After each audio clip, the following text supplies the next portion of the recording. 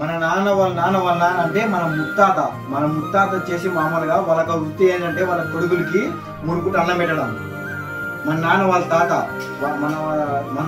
తాత వాళ్ళ వృత్తి ఏంటంటే వాళ్ళ కొడుకు కొంచెం చదివించి ప్లస్ వాళ్ళకి ఒక ఇన్కమ్ సోర్స్ ని మామూలుగా తెచ్చిపెట్టడం. అంటే భూమి ఉంటే కినా దాన్ని ఎలా గ్రో చేసుకోవాలి, ఫార్మింగ్ అని ఇలాంటివి.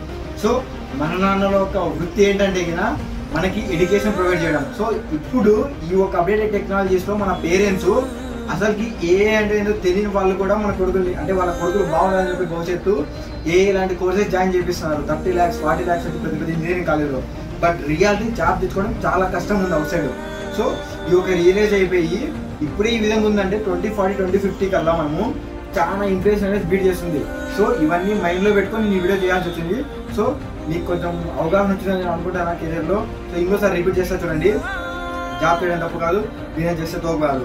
నువ్వు ఇంకోటి ఏం చేయాలంటే కదా జాబ్ మీద ఫోకస్ చేసి నెక్స్ట్ 10 years నీ టైం వేస్ట్ చేసుకోకుండా నెక్స్ట్ 10 years ఎంపైర్ ఎలా బిల్డ్ చేసుకోవాలని చూసుకుని నువ్వు 20s లో అంటే బాడీని ట్రైన్ చేయి, బ్రెయిన్ ట్రైన్ చేయి, అలాగే కాంపౌండ్ ఇంట్రెస్ట్ గురించి తెలుసుకో. ఇప్పుడు బిగ్గెస్ట్ అసెట్ ఏంటంటే కదా స్టాక్ మార్కెట్ గురించి నేర్చుకోవడం బిగ్గెస్ట్ అసెట్. Thank you.